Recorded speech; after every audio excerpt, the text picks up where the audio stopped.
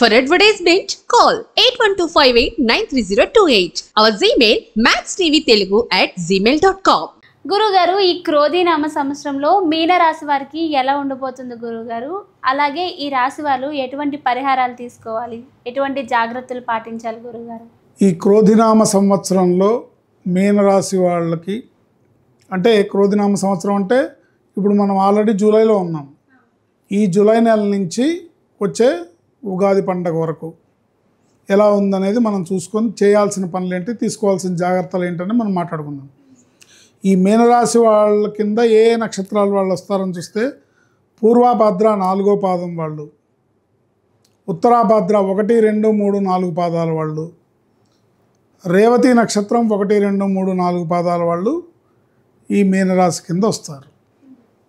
ఇకపోతే నామ నక్షత్రం కింద చూసుకునే వాళ్ళు, అంటే మాకు పుట్టిన తేదీ తెలీదు, మా నక్షత్రం ఏదో మాకు తెలియదు అనేవాళ్ళు, డి అక్షరంతో మొదలయ్యేవాళ్ళు, పేరు మొదలయ్యేవాళ్ళు, పి అక్షరంతో పేరు మొదలయ్యేవాళ్ళు, బి, ఎస్, వి, టి, సి ఈ అక్షరాలతో పేర్లు మొదలయ్యేవాళ్ళు ఈ మీనరాశికి మనం చెప్పిన పరిహారాలు చేసుకోవడం ద్వారా చక్కటి అనుకూలమైన పరిస్థితిని పొందుతారు. ఈ మీనరాశి వారికి ఈ సంవత్సరం సాధారణంగా ఉంటుంది. పెద్ద గొప్పగా ఉంటుందని చెప్పలేము, అలా అని బాగలేదని కూడా చెప్పలేము, బాగుండదు అని కూడా చెప్పలేము, సాధారణంగా ఉంటుంది.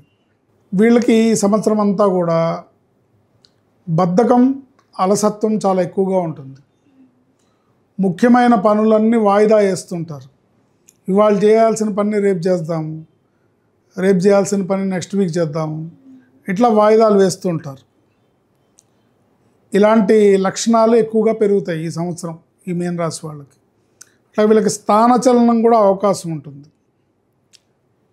అనవసరమైన ఖర్చులు పెరుగుతాయి వీళ్ళకి, అవసరం లేని ఖర్చులు, అనవసరమైన ఖర్చులు, అంటే వాళ్ళ బడ్జెట్కి మించి అకస్మాత్తుగా ఈ సంవత్సరం ప్రతి నెల కూడా ఏదో ఒక అమౌంట్ ఎక్స్ట్రా పేమెంట్ చేయాల్సి వస్తుంది. భోజనం విషయంలో వీళ్ళు సమయపాలన పాటించాలి, లేకపోతే ఆరోగ్య సమస్యలను ఎదుర్కొంటారు. టైం టు టైం భోజనం చేయటం, మార్నింగ్ టిఫిన్ కంపల్సరీ చేయటం.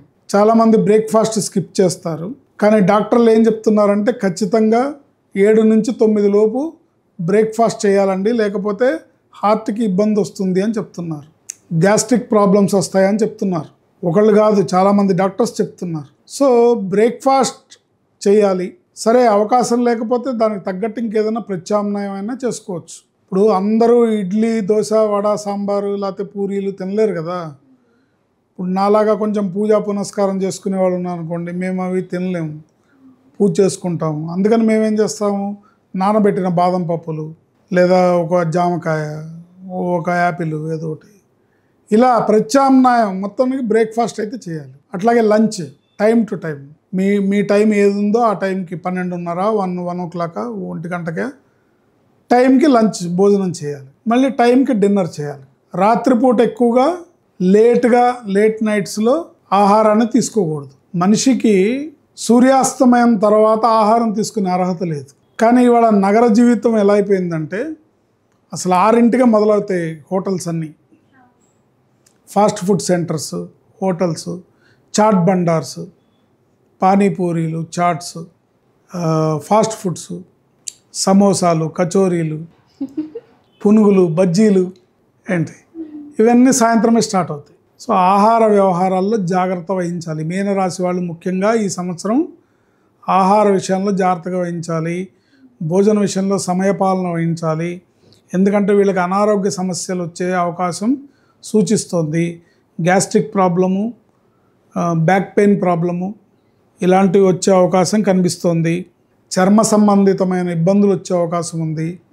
అందుకని ఇలాంటి వాటన్నిటితో జాగ్రత్తగా ఉండాలి. వీళ్ళు మాట పట్టింపు, చిన్న విషయాలకు కూడా వాగ్వివాదాలు, గొడవలు జరిగే అవకాశం ఉంటుంది.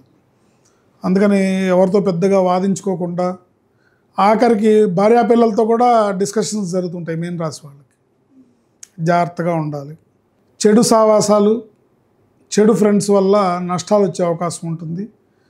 సో ఫ్రెండ్షిప్స్ విషయంలో మనం ఎలా ఉన్నాం, మన ఫ్రెండ్స్ ఎలా ఉన్నారు, ఏంటి అనేది ఆలోచించుకోవాలి. దానివల్ల ఇబ్బందులు వచ్చే దుష్ట సాంగత్యం వలన ధన నష్టం జరిగే అవకాశం ఉంది. ఆరోగ్య విషయంలో జాగ్రత్తగా ఉండాలి. వీళ్ళు ఒకవేళ నాన్ వెజిటేరియన్స్ అయితే కనుక శనివారం ఆదివారం నాన్ వెజిటేరియన్ మానేయడం మంచిది. శనివారం ఆదివారం నాన్ వెజిటేరియన్ ఈవెన్ ఎగ్ కూడా తినకుండా ఉంటే మంచిది. ఎగ్ చికెన్ కంపల్సరిగా మానేస్తే మంచిది. శని ఆదివారాలు శివాభిషేకం, శివాలయ సందర్శనం, సుందరాకాండ పారాయణ ఇవన్నీ కూడా బాగా కలిసి వస్తాయి. సో ఆ శని ఆదివారాలు నియమనిష్టలతో ఉండి, మద్య మాంసాలకు దూరంగా ఉండి, ఇతర వ్యసనాలు ఉంటే వాటికి దూరంగా ఉండి నియమనిష్టలతో ఉంటే ఆరోగ్యం బాగుంటుంది, అదృష్టం కలిసి వస్తుంది. వీలైనంత వరకు సోమవారం నాడు లేదా మీకు కుదిరినప్పుడు ఎప్పుడైనా సరే ఈశ్వరాభిషేకం, శివాలయానికి వెళ్ళి అభిషేకం చేయించుకోవడం, కనీసం ఒక్కసారన్నా మీ ఇంట్లో సుందరాకాండ పారాయణ చేయించుకోవడం, సంపూర్ణ సుందరాకాండ పారాయణ చేసుకొని ఇంట్లో ఆంజనేయ స్వామికి పూజ చేయడం చాలా మంచి ఫలితాలను ఇస్తుంది. సోమ బుధవారాలు వీళ్ళకి బాగా కలిసి వస్తాయి. ఏదైనా ముఖ్యమైన కార్యక్రమాలు నిర్వహించాలనుకున్నప్పుడు సోమ బుధవారాలు ఆ పనులను తలపెట్టినట్టయితే తప్పకుండా దాంట్లో వీళ్ళు విజయాన్ని సాధిస్తారు. శివాయ గురవే నమః అనే మంత్రాన్ని, మృత్యుంజయాయ రుద్రాయ నీలకంఠాయ సంభవే అమృతేశాయ శర్వాయ మహాదేవాయ తే నమః అనే మంత్రాన్ని జపించుకోవడం వల్ల అనేక రకాల అనారోగ్య సమస్యల నుంచి, జాతకపరంగా ఏర్పడే గ్రహస్థితిగతుల నుంచి బయటపడే అవకాశం ఉంటుంది. శివాయ గురవే నమః, ఇది సింపుల్. శివాయ గురవే నమః, శివాయ గురవే నమః ఒక 100 నిమిషాలు చదువుకున్నా కూడా 5 నిమిషాల కంటే ఎక్కువ అవుతుంది. మృత్యుంజయాయ రుద్రాయ నీలకంఠాయ సంభవే అమృతేశాయ శర్వాయ మహాదేవాయ తే నమః అనేది ఇది మృత్యుంజయ మంత్రం. దీన్ని జపించుకోవడం ద్వారా కూడా వీళ్ళు అనేక రకాలుగా గ్రహస్థితుల నుంచి, ఇబ్బందుల నుంచి బయటపడి అనారోగ్య సమస్యలు రాకుండా, ఆ వచ్చిన అనారోగ్య సమస్యలు తీవ్రతరమై అవి మరింత జటిలమై మరింత బాధించకుండా అనేక రకాలుగా మనం అదృష్టాన్ని పొంది, ఆరోగ్యాన్ని పొంది విజయవంతంగా నెక్స్ట్ సంవత్సరంలోకి వెళ్ళగలుగుతాం. చాలా బాగా చెప్పారు గురువుగారు. ధన్యవాదములు. ఆయుష్మతీ భవ.